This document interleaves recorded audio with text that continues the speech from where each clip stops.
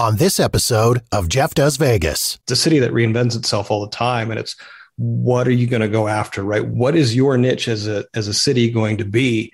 How are you going to grab these people who are just really have this intense vigor to travel again, pull them in and get them to want to come back? Las Vegas. It's more than just a city. It's a feeling. It's that feeling of excitement when you spot the lights of the strip out the airplane window. It's that feeling of awe as you stroll down the boulevard, taking in the sights and sounds. And it's that feeling of satisfaction, knowing that you're in the greatest city in the world. Over 42 million people from around the world share that feeling every year. And I'm one of them. Taking you to the world-famous Vegas Strip and beyond, my name is Jeff, and this is Jeff Does Vegas. Hey there, and welcome to episode number 105 of Jeff Does Vegas.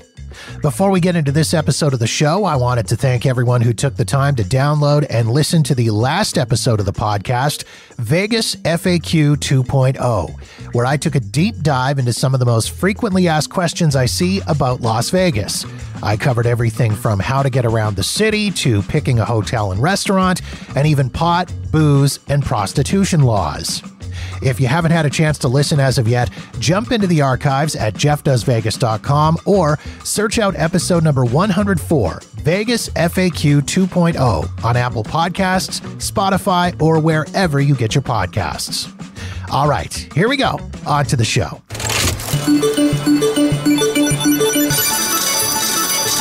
As anyone who's a frequent visitor to Las Vegas knows, it's a city that's in a constant state of flux. And thanks to some changes in casino and hotel ownership, along with a few rebrands and major overhauls, the Vegas Strip is going to look very different in the coming years. Joining me on this episode of the podcast to discuss some of these upcoming transitions is fellow content creator and travel blogger Adam Bauer, aka Travel Fanboy. Adam got his start in the blogging world writing about Las Vegas, eventually expanding his horizons to include travel in general. Adam and I shared our opinions on what we thought some of the effects of these ownership changes would be, what a Vegas Strip without the Mirage volcano will look like, and we even dove into the rumor world regarding the Tropicana. Please enjoy my conversation with Adam Bauer, aka Travel Fanboy.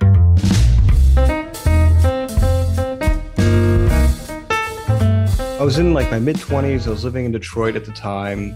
I had been a teacher for a while, an English teacher, but I was going back to school. I was getting a business degree, and I was really kind of jonesing to learn more about like content marketing, online writing, that kind of thing. Really kind of piqued my interest.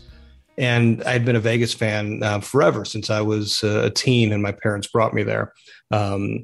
And at the time, my wife was going through medical training, so she was always busy, and she was very keen to let me do whatever it is I wanted to do to keep myself busy while, she was working and training.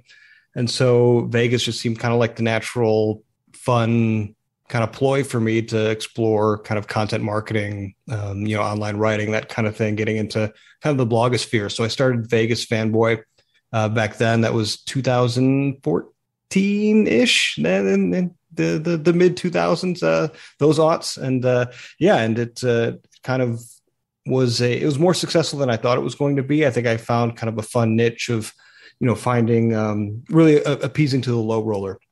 That's what I was looking at, because that's kind of how my Vegas experiences had kind of gone. One of my favorite sites, Cheapo Vegas, was kind of on the back burner. It wasn't really producing much content anymore. And so I kind of found that kind of being a fun angle there, and it kind of took off from there. And I can appreciate wanting to do that low roller side of things, because and that seems to be kind of common in a lot of the Vegas bloggers and content creators that I've talked to, because if you Google Las Vegas vloggers or Las Vegas bloggers, there's these people out there that seem to have endless streams of income, or they are the influencers with all of the millions of Instagram followers. So they're getting everything for free. So I can 100% appreciate when somebody is doing something that is really kind of right up my alley. I mean, when you're talking about $7.99 steak and eggs at Ellis Island or the $5.99 lunch menu at Ocean One, I mean, that's right in my wheelhouse. So I can appreciate that.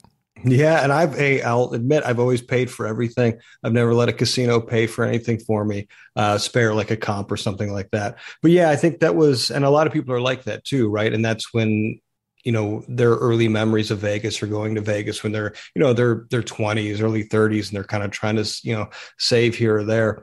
But I would say that it evolved a little bit because it wasn't, and it hasn't been just kind of finding the very inexpensive type things. It's about really trying to maximize the value that you get out of it too, because there's some really cool experiences. They can cost some money, but it's kind of weeding out like what's worth it, right? What's worth spending a few more dollars on, or how do you get this really nice room at the most kind of inexpensive price out of pocket? It's kind of finding those angles, which is always a lot of fun too. And I assume that being that you were a somewhat frequent Vegas visitor, much like myself, you were probably getting hit up for ideas and questions all the time by friends or family or coworkers or people who were going to Vegas. And I know that was kind of, for me, that was almost sort of the genesis of the podcast in that I thought, you know what, people are always asking me for all these things.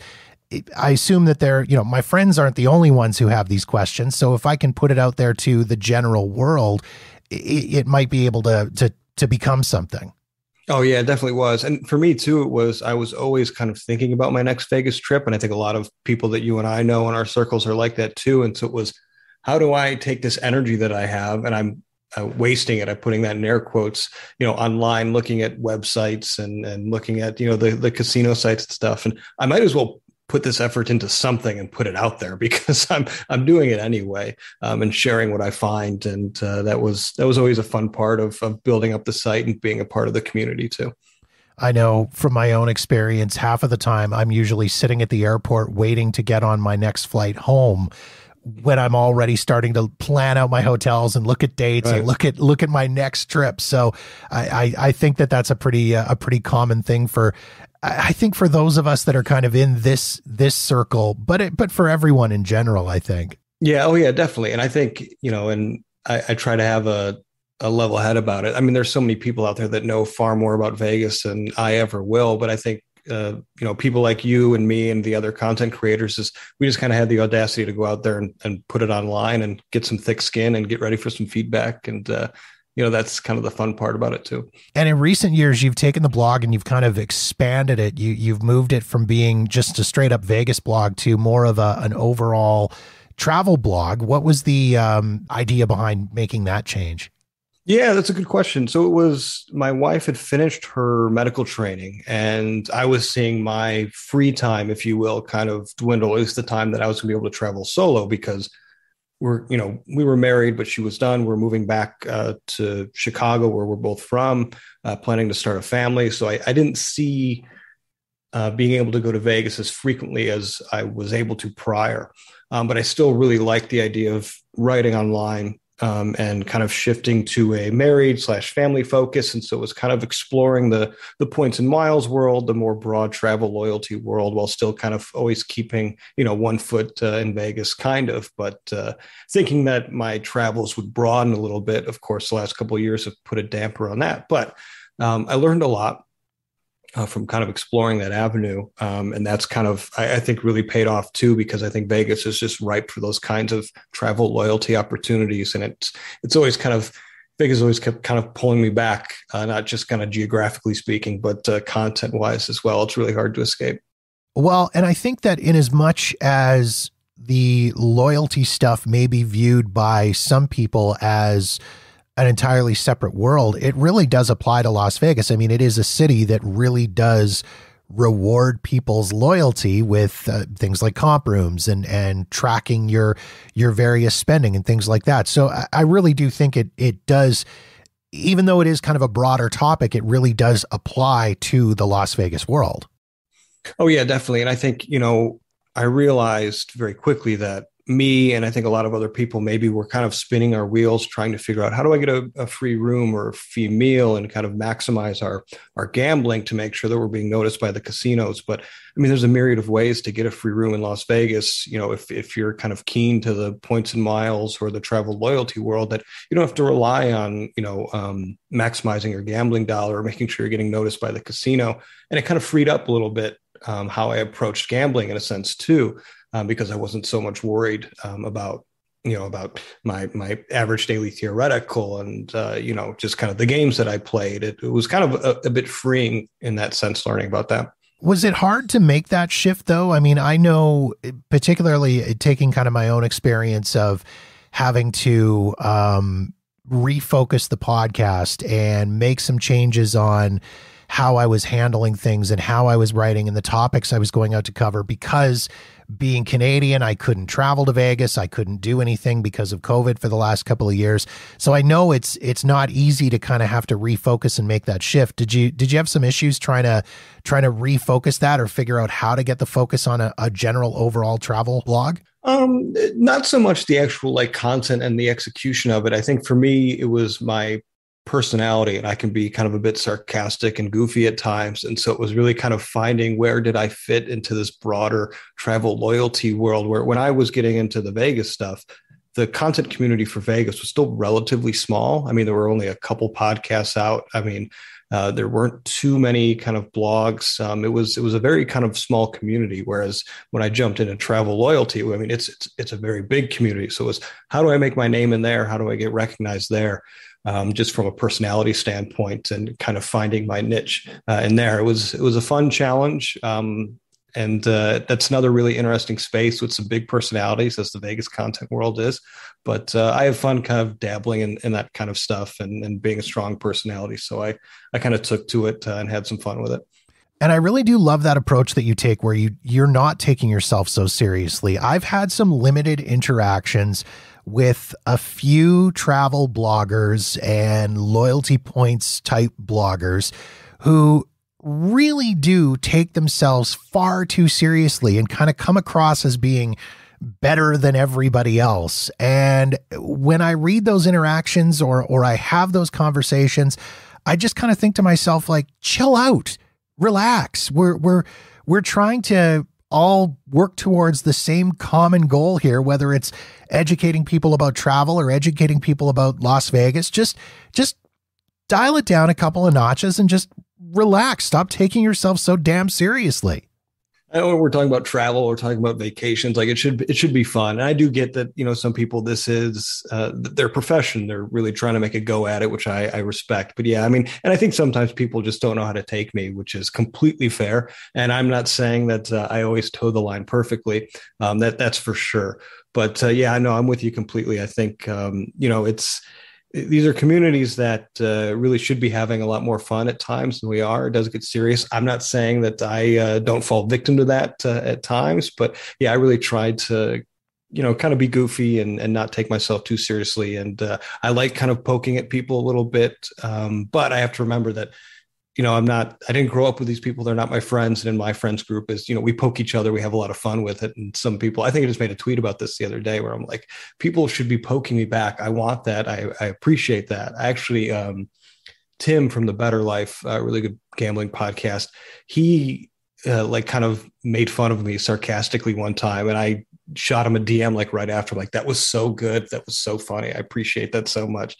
We have kind of a fun back and forth. So yeah, I'm with you. I want a lot more fun personalities in this space. And I don't know, maybe if it's this influencer culture that we're living through or living with or what that is kind of contributing to this attitude of people taking themselves so seriously when it comes to this stuff. I mean, you alluded to it when you first launched your Vegas blog. There weren't a ton of those types of blogs out there. When I first launched this podcast in late 2018, early 2019, there weren't a lot of Vegas podcasts out there, not nearly as many as there are now. And now it seems that everybody fancies themselves an influencer. Anybody who goes to Las Vegas and shoots video on a GoPro or on their smartphone and then uploads it to YouTube seems to think that they are important and they're an influencer. And we're kind of getting this clutter, so to speak. I mean, it's now reached that point, it used to be the expression of being a big fish in a small pond. Now, even if you have 50, 80, 100,000 subscribers to a YouTube channel, you're essentially a big fish in a really big pond. And it's very, very hard to cut through. Yeah, and I think that's the thing is as I was kind of alluding to before, was really trying to figure out what's your niche going to be, right? How are you going to focus on it? Because there are some big names, I say big names again, kind of in quotes, in the Vegas community that have been around for a long time, and they cover the city broadly. They cover it well. But unless you've been around a while and have built up an audience, you've got to find some sort of angle. And luckily for me, the low roller angle is still kind of untapped. I think there's people that care about it, but in terms of covering it specifically and only kind of that, there's still really not a lot of kind of strong personalities in that particular niche. So yeah, I mean, I'm with you. I think if you're thinking of starting a Vegas blog or podcast, I mean, by all means, there's room for everybody. But yeah, figure out what do you stand for? What's your angle going to be? Because there's plenty of people out there just craving this content still, and they want to connect with somebody that has kind of a similar focus as they do. And especially now too, as things are starting to open up and restrictions are starting to go away, and there's this pent up urge for people to get out and travel. I think there's definitely a hunger for this content and this travel content, and people want to do as much research as they can about the destinations that they're wanting to visit. So if that means reading blogs or listening to podcasts, they want to consume as much of that content as they can. So as you say, if you're thinking about launching a podcast or launching a blog or something like that, go for it, do it, find your niche, pick your audience, and focus on those people. And then the only other piece of advice that I give is reach out to other creators. It's a very welcoming community. And that's something that I found right from the start when I started this podcast, is I had other podcasters and other creators reaching out to me to try to get the word out about what I was doing. It's a very welcoming community, and everybody is trying to help each other out, at least for the most part anyways. Yeah, no, definitely. I agree with you 100%. And I'm rooting for pretty much everybody in the scene. There's personalities that I tend to not get along with. We don't have to go down that avenue. But I think if we transition slightly, it's actually, because you brought up the opportunity, the restrictions coming up. I think it's a really interesting opportunity for Vegas too, to figure out, okay, what are these next 10 years going to look like for this city? Because it's a city that reinvents itself all the time. And it's, what are you going to go after, right? What is your niche as a city going to be?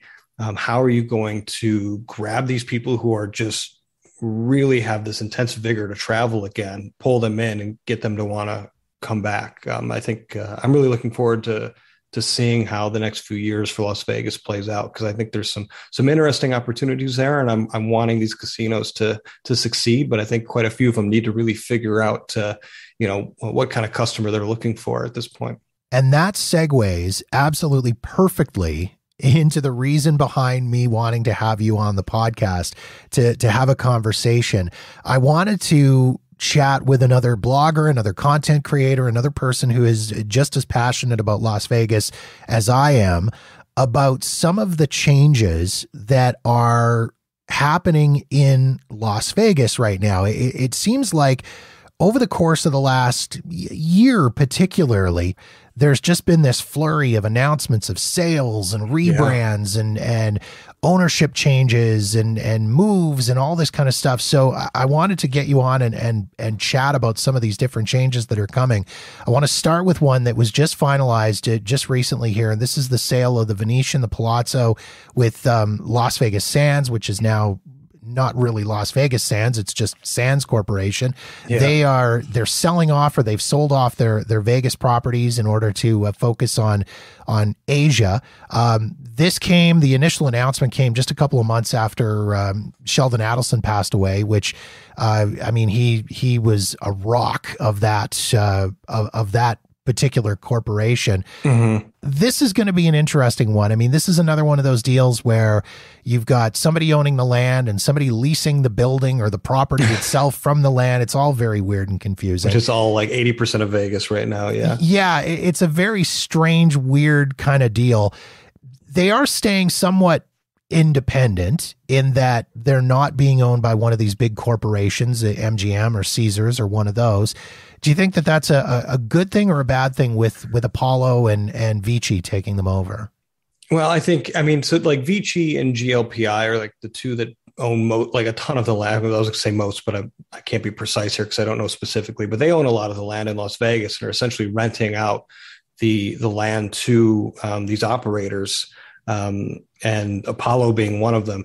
Apollo got a lot of criticism for Caesars and essentially taking Caesars through bankruptcy, which I think I'm about to defend a hedge fund, which I vowed never to do. But I mean, I think they kept Caesars afloat longer than most companies would have been able to. I think they pulled off some pretty, again, I'm going to compliment them, savvy, but it's a lack of a better term right now, some savvy financial moves to keep that company not growing, but at least steady in terms of they weren't really selling off too many properties or anything like that. I don't think that was entirely their fault. Harrah's acquired Caesars in the mid 2000s, just a couple years before the market crashed. It was just a lot of bad timing. I think Apollo took over in around 2006. So it's really tough to tell. I think they were expecting some growth, and I think Gary Loveman, CEO at the time, I'm going to paraphrase, because I don't want to misquote him, but someone asked him, a reporter asked him about whether or not he was worried. He essentially doubled what was Harrah's, then became Caesar's debt in 2005. And they asked, is he worried about that? Are investors worried about it? And he said, investors, they're not going to be worried about the debt that we have. They're going to be worried about how much money and where we're going to allocate it because we're going to be doing so well, which is a very poorly timed, very confident quote from him. Yeah. But move to your question about Venetian. Anytime a hedge fund takes over, I'm not terribly keen on it for what it means for customers. This is no disrespect to Apollo or their management team, but part of that, my hesitation, is because, well, yeah, it was Las Vegas Sands, but as you said, I mean, Adelson was the stalwart of that group, and say what you want about him, politically speaking and personally speaking, but I mean, he ran that company well, and in terms of employee satisfaction, everything that I heard of was more positive than negative in terms of how he treated his employees. And I think if you're going to start measuring success of what a casino is going to do long term, if you got happy employees, that's going to make for happier customers. And so I'm a little bit concerned about what is exactly going to happen. I'll reserve any judgments to just see and be fair to Apollo and what they do. But it being kind of independent and having that large convention space, it was a really great kind of pair of properties for the last 10 years or so. I mean, Adelson really saw the convention business booming, and he was absolutely right. And they weren't my favorite places to gamble, but people liked them. They were well maintained. They're beautiful rooms. It's a great property. So yeah, I'm eager to see what Apollo does or does not do in the future here. I was going to say, it's going to be interesting to see how the employee experience and the guest experience changes without Sheldon Adelson in the picture. I mean, obviously he hasn't been there for quite some time, with having passed away. But you go from having a situation where the CEO is there, he's present. I mean, Sheldon Adelson was almost kind of one of the last of the old school casino owners in that he was there. He was a part of the operation. Now you go to this situation where you've got a hedge fund running the place. It's kind of just this whole thing where as an employee, you're just kind of a number on a ledger sheet. And as a guest, you don't have that same personal experience that you might have had where you could, in theory, run into the CEO on the gaming floor. Yeah, it's really tough to tell. I mean, it's hard to judge Apollo for what was going on at Caesars, right, where they were just treading water for the longest time until they were able to exit that deal. I'm hoping things remain the same, if not better. Again, that's really, I think that's tough to do. Like I said, by all accounts, employees were treated well and really liked working there. And I'm not sure that if we're going to be bringing back great gambling conditions and great customer experiences to the Strip, that a hedge fund run property is the one that's going to be the one to do it. Again, I want to be fair to Apollo and give them the chance, but I'm none too confident right now in what's going to happen in that area. But we'll see. Let's talk about the Cosmopolitan. This is a property that has basically ruined me on every other Las Vegas hotel that I've ever stayed at. My wife and I had our first opportunity to stay there back in December. My wife and I had an amazing experience. The place was gorgeous. It was nicer than any place that we've ever stayed. We had one of the terrace suites, so we had that whole thing. It was gorgeous. Back in September, it was announced that MGM is going to be taking over resort operations of the Cosmo. This is another one of those weird real estate deals where the real estate portion goes to a group of companies and MGM is going to lease the property and blah, blah, blah. This is a huge addition to MGM's portfolio. You think that this is going to be a positive for the company, and do you think it's going to be a positive for guest experience as well? I mean, I think it's going to be great for MGM. I think it was a really smart move, especially just consolidating their properties too. And we saw that with them unloading Mirage, where it really did seem like that's what they wanted to do, was kind of own that center part of the strip there as much as they could. In terms of experience for the customer, you keep asking these good questions and I keep sounding like a negative Nancy here, and I don't mean to, but it's only because for the last few years here, I feel like Cosmo's been running on all cylinders and been doing some things really, really well. And I think they've made changes, 6 to 5 blackjack and drink tickets when you're at video poker and stuff like that. But they haven't done it with kind of in the extreme nature that other places have. And I still think that they were generous with what they were offering, and they were treating players pretty fairly in terms of rewarding them for their play. And to your point, as you introduced it, like, you were happy there. I mean, it's a sexy property. It has a ton going for it. Just a wonderful dining. The casino is just vibrant and lively. Everything you'd want or picture a Vegas casino to be. The rooms are great with fountain views. I guess MGM is finally stealing those views back from the rooms, which is nice for them, right? But yeah, it does worry me a little bit. If you ask me which of the big two, Caesars or MGM, I do tend to prefer MGM right now. But that's anecdotal, right? I mean, people have their preferences, and it makes sense. But yeah, I think it didn't seem like the previous owners were prepping Cosmo for sale. They weren't cutting back on things. They weren't really kind of letting go of their marketing budget. They were still offering, I think, rooms and experiences to players pretty generously. So I'm hoping that MGM learns from that and sees how loyal people have been to that property, and kind of keep the operations going smoothly. But I'm not going to hold my breath on that. You briefly mentioned the Mirage. Let's talk about that one. This is, of course, that MGM property that was kind of tucked away on its own, the north end of the strip, away from all of the other MGM properties. This story actually broke while I was in Vegas. Oh, nice. They announced that they are selling the Mirage to Hard Rock. This is a deal worth about $1 billion. MGM is going to retain ownership of the Mirage name and license it to Hard Rock for up to 3 years. They figure this will close by the end of the year. This is one of those deals that I did not see coming, and I don't think a lot of people saw this particular property in play for the Hard Rock. There had been rumors floating around since they had swapped the last Hard Rock out to Virgin. I think there was Planet Hollywood was rumored. The Cosmo was rumored. I think even Bally's was rumored at one point. But at no point did I ever hear the Mirage in the fray for this particular sale. No, for this particular deal, no. I mean, depending on who you follow in the Vegas community, the Mirage has been on the chopping block since 2015. But yeah, this is one that's really fun.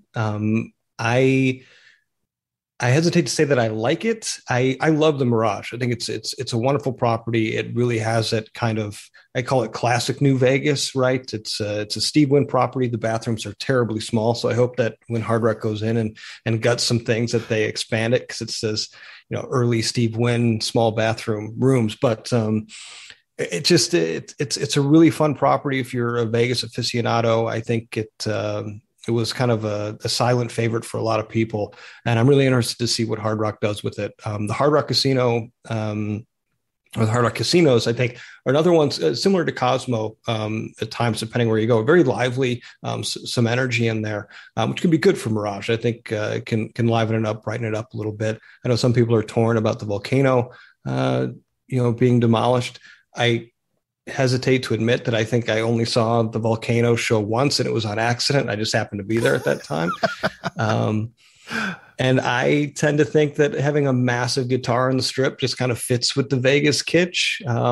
And so that, that might anger some Vegas old timers that like seeing things the way they were. But yeah, I'm interested to see. And it's always good to have another operator on the Strip to get some competition there. So I'm looking forward to seeing how this pans out. I will freely admit that even though, yeah, I'm kind of in the same boat as you with the volcano. I've only seen it a couple of times, and most of the time it is usually by accident. I'm walking by on the other side of the Strip and I go, right. Oh, that's happening. That's why I'm on this side of the Strip, to be away from all of the people.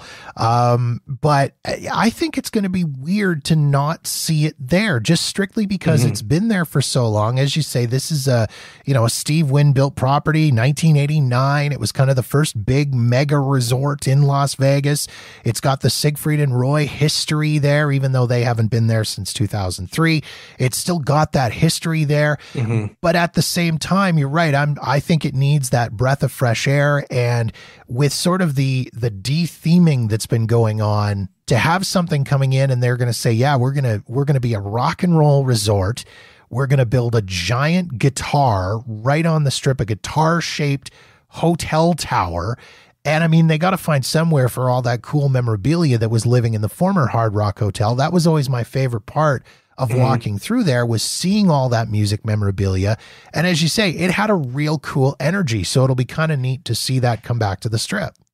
Yeah, I do. I think you're exactly right. And I've argued this for a while, that Vegas does need to kind of lean back into kind of the ostentatious and at times even like the goofy, right? Where it's like, you're not going to, I mean, I guess you can find guitar hotels in other places in the country. They definitely exist. There's one in Florida. But, it needs to get back to that. People like that stuff. They like that kind of escapism. And I think I'm happy to see the Hard Rock kind of lean into it a little bit.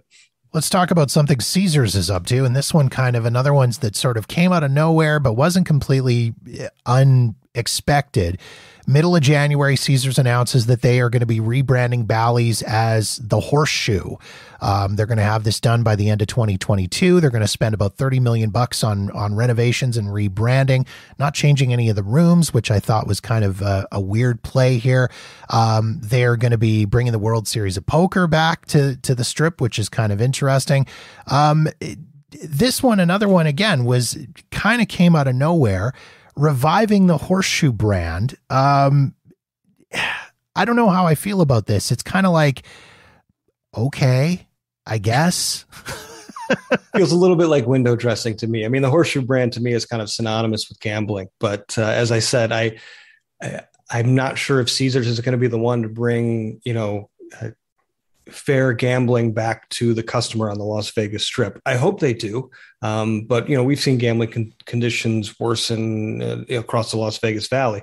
And I think that we haven't seen a lot of what the plans are going to be. They really haven't kind of released much. So I'm thinking it's going to be, well, I hope they just give it a power wash for one, because Bally's has needed it for about 15 years now, but some painting, some new chips, maybe some new carpet. And like I said, I see this as some window dressing right now. As you said, I love seeing that the World Series of Poker is on the Strip. That makes it really fun. It does come with some challenges, I think, at times for players. There's already like little rumblings about, they've got some, Rio was really good about bringing in some like third-party food options and stuff, so the players have like really healthy stuff to eat. And there's already rumblings that that Horseshoe or Bally's isn't going to allow them to come in, which is angering some big and small poker players. Anyway, that's a complete different tangent, but I'm happy for this, just because the Bally's naming conventions are really confusing at times too, because you've got Bally's Corp and they own Tropicana down the street, but the Tropicana elsewhere across the country is actually owned by Caesars. It's a whole mess with the Bally's names right now. So at the very least, making it customer friendly and just calling it Horseshoe so they don't get confused on what exactly Bally's is.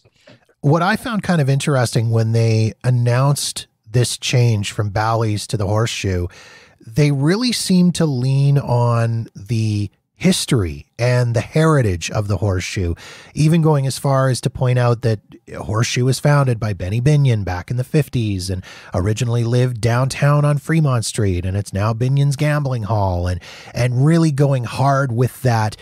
trying to play up the heritage and the history of the name, the Horseshoe, and what it means to gambling in Las Vegas. And I know for me personally, I mean, Bally's was always one of my go-tos. It's the hotel that I probably stayed at the most in Las Vegas. And I mean, in the last few years, they've spent a fair bit of money doing room upgrades and doing a big renovation on the casino floor and the main lobby bar. And I just wonder if people, are they going to hit the mark with this? I mean, are people really going to care about the fact that it's now the Horseshoe and not Bally's? Yeah, I mean, I think that's what I suspect is going to happen. But you're absolutely right. I mean, Bally's is a really nice place to stay. At the inexpensive rooms, you get some big rooms. You can get some pretty inexpensive suites there as well if you don't mind spending a few extra bucks. So I do like Bally's as a place to stay. I've stayed there before a few times and liked it. It's kind of quietly a very pleasant place. And yeah, I'm hoping they do a little bit more than just change some signage out front and change the chips, which are really expensive to do. And I hope they have some money left over to, dress it up a little bit more than just that. And you brought up the whole Tropicana, Bally's, that whole thing. And I don't usually deal in rumor and innuendo on my podcast. I'm not a fan of it. I like to work in facts, but this is kind of one of those rumors that I don't know if you can really ignore it. The rumor that's been floating around is that the Tropicana will become Bally's. And I mean, this all kind of makes sense considering, you go through the timeline of it. October 2020, Caesar sells the Bally brand name to another company that then rebrands themselves as the Bally's Corporation. They sign a deal in April 2021 to buy the Tropicana, doing the whole, again, the land lease, building lease thing, that whole deal. And then January this year, Caesar says, okay, we're not going to be Bally's anymore. So, right. So this kind of makes sense in my brain. If you're following the Gus Grissom CSI chain of evidence, it kind of makes sense, doesn't it? It does make sense. But I mean, it depends on which rumor you follow, right? Because there's other rumors that it's going to be demolished and the Oakland A's are going to be playing there, in the next few years too. So I think you're right. That chain does make sense. I don't, like, it's almost like you're not putting me on the spot, but it's like I hesitate to say one way or the other what's going to happen. It's a hard sell, I think, for Vegas fans to say remove the Tropicana name because it's been such kind of a stalwart at the south end of the strip, right? It's a classic Vegas hotel. And as I was kind of talking to when we made our transition into this conversation of right where these casinos have to figure out what they're going to do, they've got to do something well, find their niche. I have always seen Tropicana as a place that has struggled to do that. It's a place that is nice enough in every aspect. The rooms are nice enough, the pool's nice enough, the casino's nice enough, but it doesn't do anything great. And it's kind of on an island there with the Oyo, formerly Hooters. Again, this is a tangent that has nothing to do with the actual question that you asked me. I have no idea if it's going to be called Bally's. I think it's going to confuse some people if it becomes Bally's. But right now it's called Tropicana, which is owned by Bally's. But Caesars also owns a Tropicana in New Jersey, which this whole thing just needs to get straightened out. So I'm fine with whatever, as long as these companies figure out what they're going to name, whatever. It would be great if Bally's bought one of the Horseshoe casinos somewhere, maybe in Indiana, and then we could get really confused. As I say, I mean, it's one of those things that seem to make a lot of sense to me. But you're right, the Tropicana is an okay property. They need to do something with it. There's no questioning it's a heritage property. It's one of those ones that has been there forever, but somebody needs to do something with it. They need to put a lot of money into it. They need to do some renovations. They need to do some upgrades. I'll freely admit I have not spent a whole lot of time in the Tropicana, but anytime I've gone through there, it just feels old. So I don't know if it's a case of they need to spend a lot of money to do a lot of upgrades and keep it as the Tropicana, or do the same thing but rebrand it as a Bally's, or even go as far as imploding the whole thing and rebuilding a brand new Bally's. Right. Yeah. And I'm with you. And that's, that's been my thoughts about it. You see Tropicana from across the street. If you're staying at one of the MGM properties, like, do I really want to walk all the way across the Tropicana? And I have, just to kind of say I haven't spent much time in there. There's opportunities kind of abound for that property. I say, oh, they won't change the name as the Tropicana. It's a classic, but we see Mirage is changing. Changes abound in Las Vegas, and if it does go away, that's fine. I think it's good for Vegas to kind of change its stripes every now and then, and for new players to kind of come in. But you gotta, to your point, got to do something with it, right? And just slapping a new name on it isn't necessarily going to get people in there long term. And the Major League Baseball rumor that's been going around, the rumor that they're going to tear the place down and build a stadium. I mean, there's, again, following the Gus Grissom chain of evidence here and the research that I've done, this kind of makes a little bit of sense because Bally's, the Bally Corporation, has affiliations with Major League Baseball. They've got TV rights through a partnership with a broadcasting group. So, I mean, there's a big lot south, going in the right direction, south of the Tropicana that could theoretically hold a baseball stadium. Yeah, I mean, I never say no to rumors. I'm not one who dabbles in them either. I mean, I might just start because, broken clock and all that, right? I can just say that every casino on the Strip is up for sale, and I'll probably be right at least once every 5 years. So, but you're right. I'm going to take the wait and kind of see approach. But because we have so many of these leaseback deals or these land and operations deals, what you have are these kind of if you look at these resorts, I mean, they're kind of split. And so, if the Oakland A's want to come in, they've got to buy out Bally's and they got to buy out GLPI. So they're making multiple deals here.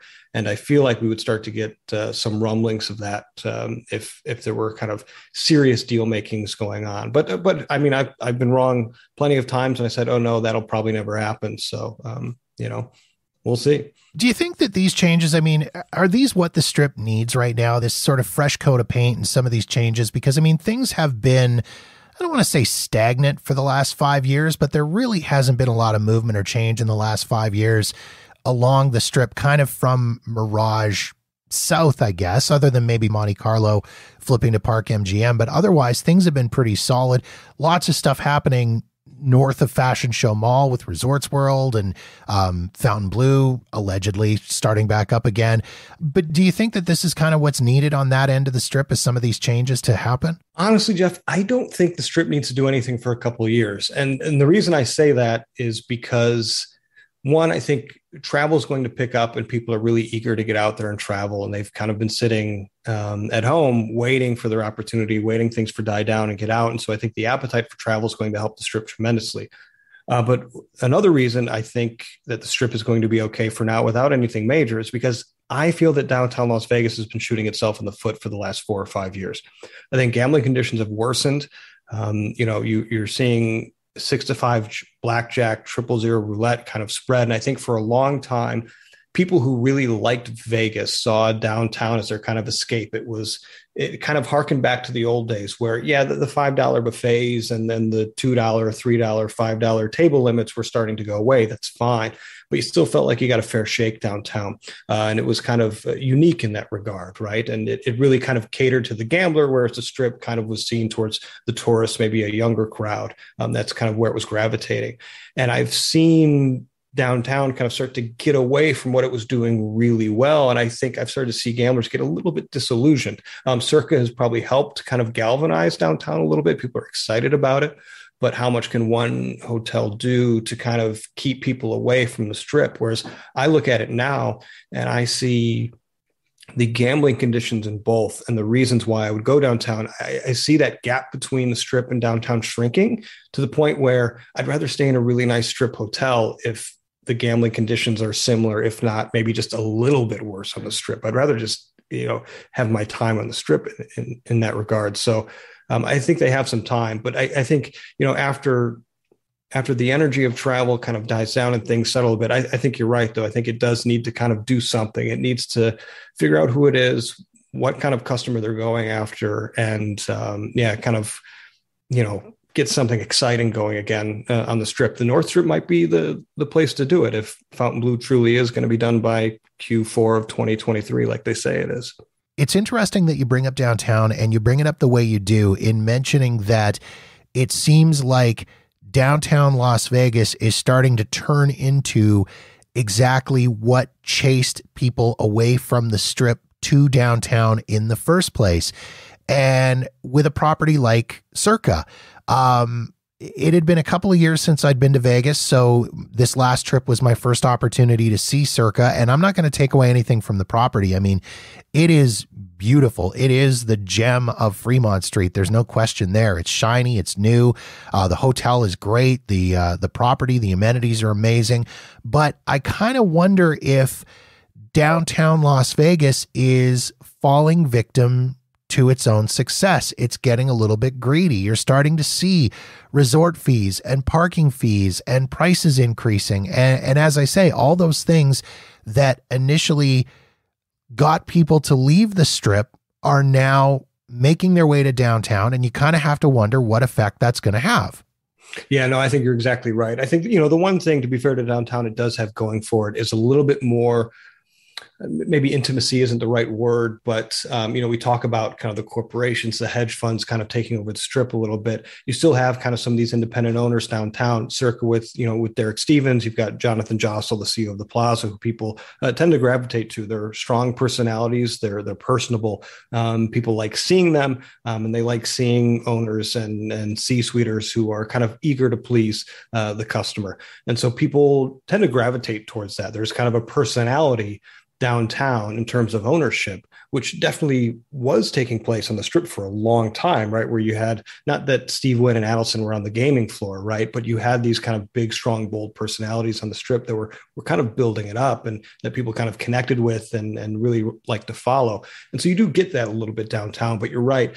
There's a plethora of things that have changed downtown in the last 5, 6, 7 years that are, I think, an annoyance to some people who saw downtown as their kind of escapism from the proliferation of kind of fees and stuff like that.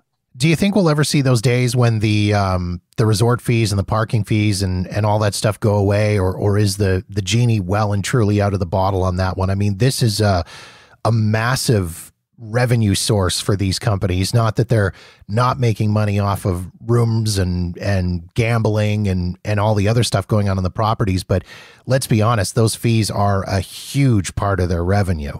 I mean, if hedge funds are involved, probably not. I mean, maybe when the FTC steps in, eventually they'll do that. But I mean, they'll always find something else to kind of poke you with, some random fee. You see these popping up at like the eateries, right? The CNF fees and stuff like that are blindsiding people. And I don't know if the travel industry by and large is going to kind of wise up. Vegas always seems like ground zero for fees too, by the way. Like, it starts in Vegas. Resort fees definitely started proliferating in Vegas and then really did spread kind of nationwide. And so it's I don't see it getting any better anytime soon. Well, fingers crossed. Yes, that it will. You have a newsletter that you put out as part of your Travel Fanboy blog. Tell me a little bit about the newsletter. I did. I did. I'm on pause right now, probably until I'm saying like May 1st. I want to pick it back up again. But just some health issues that kind of kept my energy levels down. But yeah, it was a newsletter. It was $3 a month. Most months I got out 2 a month, but my subscribers were great and patient with me. But the idea was very similar to what we were talking about before. Was I would comb all the Las Vegas websites, more specifically, like every casino's website, looking for promotions, deals, great kind of unique kind of nuggets on menus and stuff like that. And really kind of what I would say would find like some really great value opportunities there. Right. So like great happy hour deals, kind of some unique, inexpensive suites, where to find like all the cabanas that are inexpensive to have kind of like a really fun day there. So that was kind of what it was. And so it's twice a month, $3 a month. I'm going to start it up again, probably, like I said, in May. Twitter is kind of the best place to get that announcement to sign up if they want to. Thanks for asking. Perfect. And speaking of which, if people want to find you online, website, social media, how do they go about doing that? Yeah, so Travel Fanboy on Twitter, that's where I spend kind of most of my time interacting with the community. Travelfanboy.com is the website. I haven't updated it much because I haven't really traveled much in the last 2 years. Going to Florida soon, though, so that'll be interesting. But I also acquired a website called Cheapskate Vegas. I'm not a cheapskate. I think that's almost kind of like a put down, but kind of leaning into the inexpensive kind of Vegas finds type thing. And so that'll launch probably around the same time as the newsletter. So late April, early May, to kind of get back into the Vegas content more regularly. Awesome. Looking forward to that, Adam. Thank you so much for jumping on and chatting and sharing your thoughts and opinions and indulging me in my my rumor mongering here tonight. I appreciate that. Thanks, Jeff. We'll do a special newsletter where you and I can come up with our own rumors and we'll track, see how right we are over time. I'm in, damn it.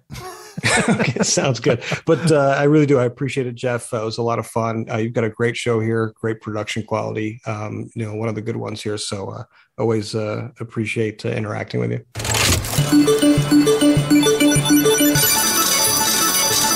Once again, if you want to follow Adam on Twitter, and I highly suggest you do, you can find him at Travel Fanboy. He's also on Facebook at Travel Fanboy, and be sure to visit his website at travelfanboy.com. Of course, you can find all these links in the show notes at jeffdoesvegas.com.